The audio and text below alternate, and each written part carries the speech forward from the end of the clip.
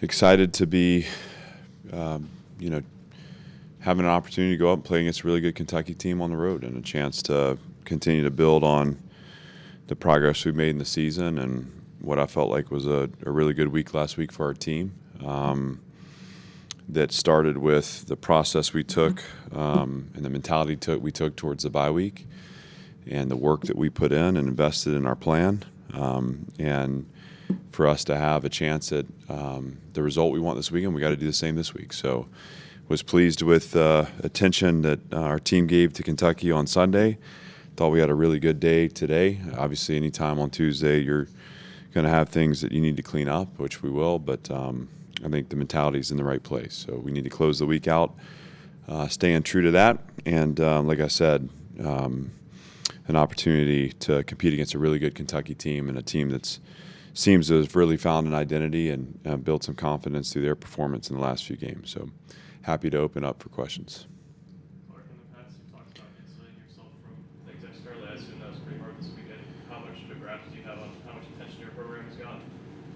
Well, I think I've said this before too. The whole point of this is to get attention to the program. So we can't live in a world where once we get some attention, we don't know how to handle ourselves. It's just discipline. And I told the guys, on Sunday when we ended practice, internally, we're done talking about Alabama. It's burned and released to our past. We understand, though, that was Sunday, and so on Monday our kids went to class, and I'm sure all their classmates were congratulating them. And, when I go out in the community, everyone wants to celebrate with us, which I think is a great thing. And what I told them is we're going to be respectful to the people that want to celebrate with us and are proud of us and happy for us, but we're letting the lingering conversation around the game go in one ear and out the other. We have to be singularly focused. And we all know, listen, I'm not telling you guys anything y'all don't know. If you're not focused week in, week out, it's just you leave it to chance. And what we learned from Saturday is that when we put our strategy together and play a clean game, we have the ability to compete with anyone. What we've also put on display this year is when we don't do those things, that we can get beat by anybody. And there's enough, more than enough on Kentucky's film to know that this is a really talented group, and we got to be super focused. Did you report the punch to Alexander's helmet and the Malachi Moore shoving Pavia's helmet to the ground to the SEC office? We did, yeah. And like all the things that we submit, there's varying levels of, both kind of confirmation and support, but also, the understanding that it's not always going to be perfectly seen or officiated. And, there was nothing there that stood out to me as negative or, our conference and the officiating and John, they do a great job of both where they feel like the official was right, they do a great job of explaining that to us, and where they feel like maybe there was a miss, they do a great job of explaining that too. And I just really respect them and respect the feedback we get, and we do that every week. It's somewhat of an uncommon situation for you guys to be in, coming off such a big win like this and having sort of a letdown situation, I guess. Have you been pleased with the way that they've kind of responded to that? Are you just saying in terms of just like the letdown being the potential letdown? Is that? Yeah, if I were to, criticize the team earlier in the year, particularly in the Georgia State week, and I think, I lingered on that, was just we didn't seem focused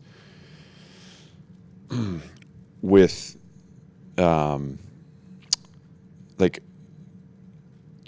as a coach and as a player, I think it's really important that you see the season as not like a bunch of like one-off exposures, but like truly a journey. And the totality of that journey is, or I guess the success of that journey is really your ability to evolve as the year goes. So we learned a lesson, and that's, again, not to take anything away from what Georgia State did, but we learned a lesson as a team that week, which is if we're not intentional and purposeful and detailed in our process, we won't be intentional, purposeful, and detailed in our performance. And everything that I put in front of this team, they've attacked and challenged and or taken the challenge and grown from. So sure, anytime you have either a emotional win or an emotional loss, you have the opportunity to drag that forward and to have it kind of stain the next week. And I think that can happen in either way. But the last 2 weeks, where coming off the Missouri game, which was really challenging to us, I saw a team that stepped right back in and really was intentional about their work. And certainly after Saturday, which was on the opposite end of that spectrum, I have a team that's stepped right back into the work. So we have to carry that through the week, and then we have to show up and be focused and detailed in performance. It's all challenging, and it's hard. It's what makes this really hard. But I'm not worried about where the team's mind is right now. They want more, and they're going to go after more. And they know that this climb only gets more challenging because we're not going to sneak up on anybody anymore. That's part of having a good performance, is you kind of show what you're capable of. So now it's out there, and we have to continue to level up because we're playing against really good teams, the first of which is Kentucky. To follow up on that, this is a different league. There's no divisions, and with the 2 new members, things were expected to be different. But nobody had you guys doing what you've done so far this season. You're 7 points away from the top, possibly being undefeated at this point. I think at that point I could have said the best program. I'm just short of that at 3-2, which is where we need to be, I guess. So, Is that message build on this, and don't let it just be a one-off for you all? We've talked about the idea that, and this was on Sunday again. So our process is we play the game, and no matter the result, we show up on Sunday, we unpack it, we talk about the lessons we pull from it, and then we turn the page. If it's a bad result, we obviously shift into the next mode. If it's a good result, we have players of the game, and we kind of celebrate it, and then we shift into the next opponent. In the case of this past weekend, we took the time to celebrate some of the things that went well for us in the game, and then my message to them at the end is, let's not lose this as a meaningful, signpost or a marker as to where this program has come. Let's not diminish what it tells us about what we're capable of, but let's also be really clear that the meaning of this game, as it relates to not the historical significance, but the significance to our season, we will only know at the end of the year when we look back. And what we need to focus on right now is how we leverage it and amplify it and allow it to build momentum for us. And that only happens if we shift focus right back into our process and commit further and go deeper and fight for more. And so that's kind of that's pretty much exactly the message, and they've responded really well to that. We don't live in a world of narratives, so it's about the control we have to perform the way that we want to perform and what we know to be true about what it takes to get there, and that's where we put our attention. What has Diego Pavia sort of meant to this program so far, and how proud of him were you on Saturday night? I'm proud of him every day, and I want to be clear with that because I'm happy for him to have played the way he's capable of playing on a big stage, but my pride in him and my respect for him has nothing to do with his performance. He's a great team member. He's a great leader for us. I've said this a few times that I think he's got a reputation as a competitor because he plays with such swagger and confidence, and everyone's impacted by that, but he's really one of the most quiet, humble leaders internally in his process. He makes quiet connections in the locker room. He, in the meeting room, he sits front and center every day. When I have the team at the end of practice, he kneels right in front of me every day and is laser focused on what I have to say. And then he carries my message to the team after that. And we've built such great connection over that. I think we also have built connection over being chip on the shoulder guys. That's who he is. And so I'm proud of him and proud to have him part of this team for all of those things. I'm happy for him to be performing at a level that he's getting a lot of attention, and he should be. I also want to take the opportunity to say that his success is a product of 10 guys on that field that are facilitating his success. So when you look at the plays he makes, you have to talk about the receivers, at times blocking, at times catching, getting open, the offensive line, at times blocking for the run, at times protecting. I mean, it takes everyone. One player can't do it in our game, and certainly we're happy for Diego and glad to have him, but I think the offensive performance on the whole is really the true story. There's a goalpost, a new goalpost sitting on the turf. Do you guys just have backups ready to go? Do you have to order that? So, I got to look into that, Robbie. I don't know the process for that. I thought, we have a couple that are on wheels, and I thought we'd just wheel it over there and have it set up. But I guess we're beyond those days. So, yeah, I'm glad to know that we'll have a goalpost the next time we're here. And hopefully, the takedown's a one-time thing, and, we've gotten to a point where we expect that kind of thing around here.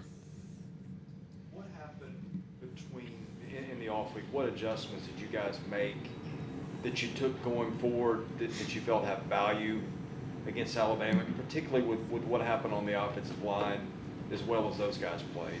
Yeah, we have I said a lot, spoke to this on Saturday night, but, Coach Klanakis is the best O-line coach that I've ever been around. He's a great teacher, a great unit builder, and he sees the big picture. And so shifting those pieces around were about seeing maybe some places where we needed to strengthen, and maybe the skills of players being more aligned towards certain responsibilities within the O-line. I think that's the best an offensive line has played since I've been here. So I would say that those instincts were correct and paid dividends for us. And, we'll carry those forward.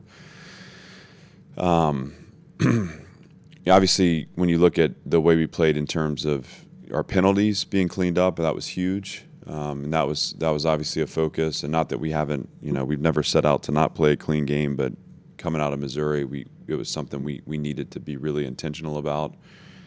I was proud of the way our team responded to that. I don't know. I think there's always a couple of design wrinkles in all three phases that you get a chance as you reset in the bye to practice, and some of those we showed on Saturday, some of those we didn't. So we'll pull some of that forward too. But I'm proud of the way the O-line played, and it's a credit to them, but also to their coach. Is there a medical record for Jalen Wood in play, or do you think he can come back? No, he can come back. It's obviously anytime you have someone that has only played in a certain number of games, anything's in play. But as of right now, we're looking to get him back in practice, and once we get him back in practice, we can talk about him playing in the game. He's listed as questionable.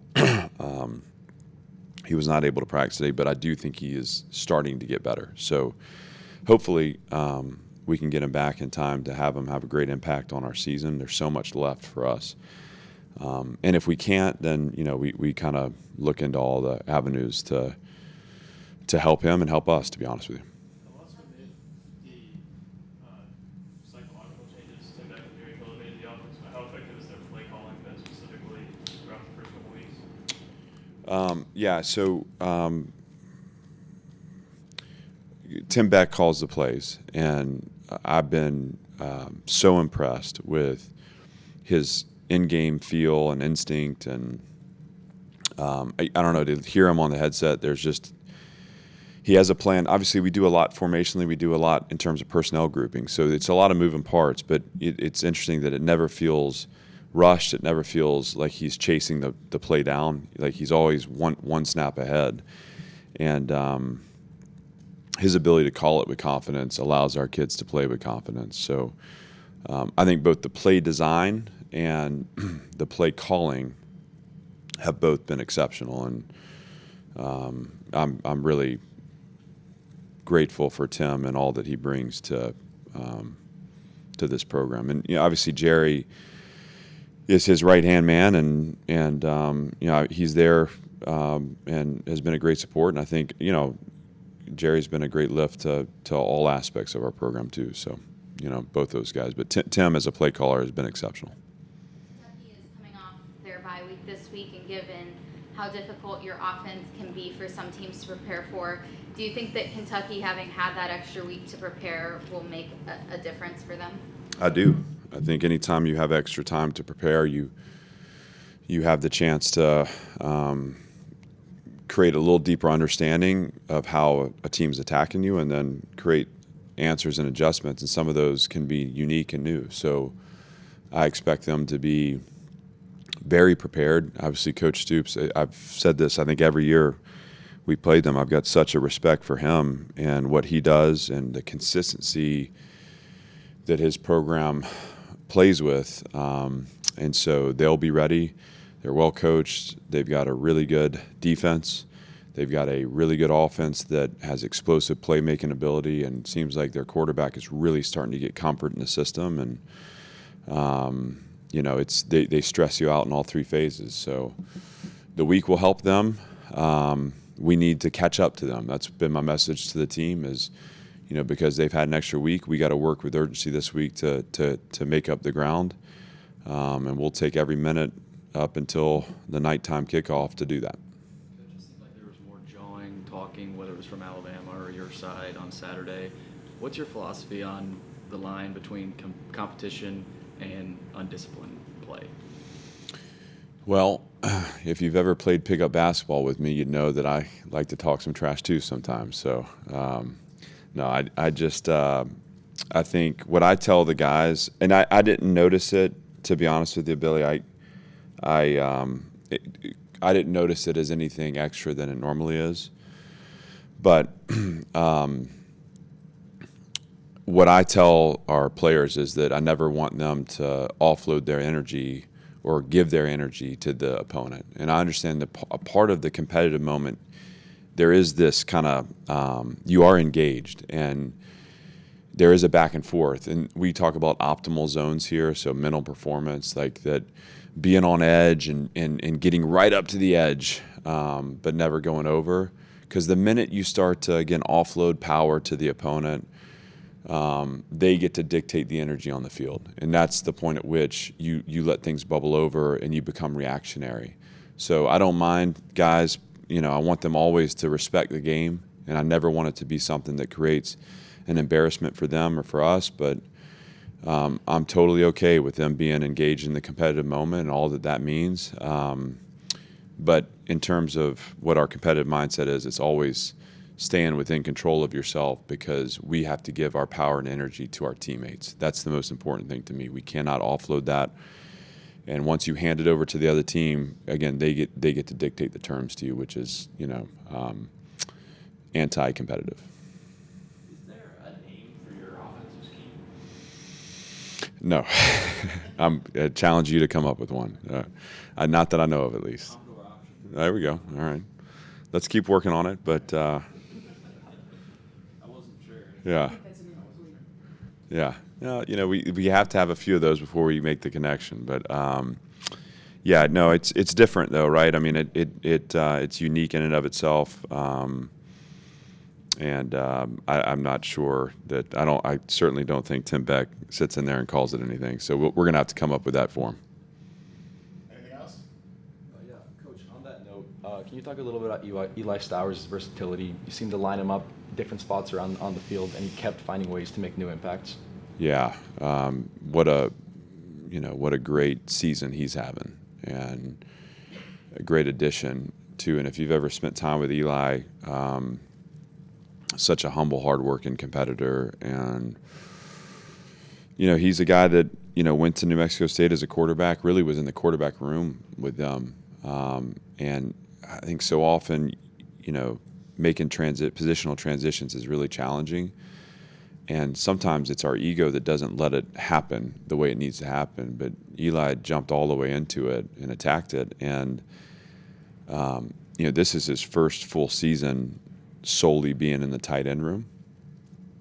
And one of the things that's been most impressive to me about his play is we celebrate the playmaking on the perimeter and the shovel pass and all those things, but he's really been very good at the point of attack. I mean, he's been a really good blocker for us. And that goes back to the mentality of the offense. You know, those guys, I mean, I'm proud of the way our receivers have blocked down the field. You know, when you talk about explosive run plays and open up space, they're such an important part of that. So Eli, I think, is really working to round out his game and to be a total player there as a tight end. But I can't say enough about his playmaking ability and how Tim uses him in different positions to unlock that. And he's got such a diverse skill set. So, you know, we're glad we have him and expect more from him as we move forward. What concerns you most about their defense, and how do you block Deion Walker? Yeah, well, that's the question. I mean, that's the challenge. And, you know, we're going to have to find opportunities to try to neutralize him. I mean, he's hard to work around. And when he's in the backfield, he's obviously very disruptive. They're sound, solid, and simple in their scheme. It's not, you know, they know how to add rushers and you know, different guys to make four-man rushes. A lot of zone coverage. They play with great zone vision. They have length across the field, which is always a challenge, and especially when you're really good in playing zone, you can close those spaces quickly. But you know, their success on first and second down is what leads to their success on third down, and their third down performance is what makes them elite.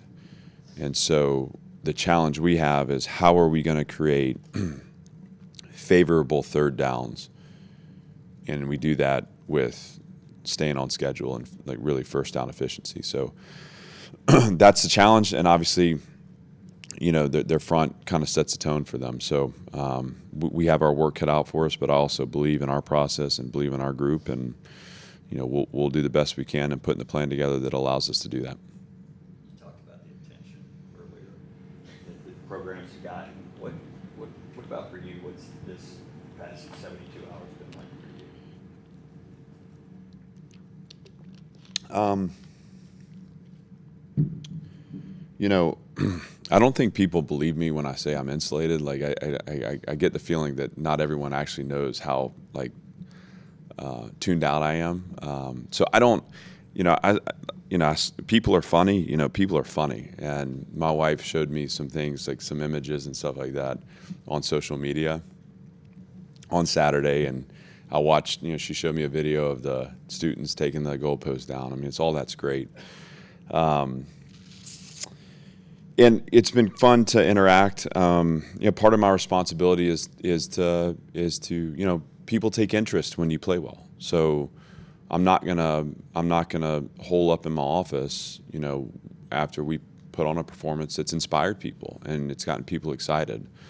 Again, my discipline is about, you know, being able to interact in that way. You know, we'll finish this, and I'm going to shift right into my third down mode, and I'm going to do that the best I've done it all year. That's my commitment to my group, you know. And I think being the defensive coordinator is also really helpful. I mean, there's just so much to do. I can't waste any moments. But the best part of it all is, I mean, there have been games. I mean, shoot. Sometimes, you know, I feel like my wife's the only person that loves me, you know? It's like there's been some really long bus rides and flights where it's like, you know, I know she's there for me, you know? But people wait for these moments to share their affection and support, and I understand that too. And to be able to celebrate it with not only people that are in our Vanderbilt and Nashville community, because that's been neat. And again, I go back to like, I think there's just an army of people that are so wanting to see us break through and so wanting this to become something that's significant. And they see all the emotion and investment and sacrifice that we're making here to push it. And they know the passion, they know the love that I have for it. And so, you know, that community is really special for me to interact with. The other thing that's cool is, you know, you get to these moments or these points in your career or your life because so many people have set a course for you. And inevitably, I mean, I don't know, I've worked, I think, like at 8 or 9 places and met and interacted with and been supported by a lot of different people. And these are opportunities for them to create connection too. And that's really cool also because it's reattaching to some of the people that made such a difference and helped me along, you know, before I even knew I had anything in me. You know, they showed me how to, you know, draw a play, right? And to make those connections after games like that are really special. And that's really the extent of my 72 hours has been, you know, focused on Kentucky and you know, responding to people that have reached out that I appreciate and love so much. And I know that I'm a true coach because when I woke up on Sunday morning, you know, I started to respond to some of the text messages I'd received. And about halfway through that exercise, like I was starting to get anxious. So, you know, we only allow ourselves so much joy, you know, it's a sickness, but that anxiousness is knowing that, you know, we have so much ahead of us that we have to get done, and we have such an important opportunity this weekend, and we can't let a minute slip in our process and in our preparation for us to go out and be proud of the way we play. What was that text number for you? Dude, I'm one of those guys like that I got like 800 texts that like sit on my phone, you know, and I'm sorry to admit that, and almost embarrassed to admit it, and most of those are, you know, like every time someone likes something, you know, it pops up red. Hopefully everyone understands what I'm trying to describe here. So the other thing I did too in the springtime is I changed my number for the first time in my life. So the cell number I had carried had been with me since, you know, I got my first phone going to college. And I did that because a few too many people had gotten my number, and I was starting to get some really weird messages, which I won't share.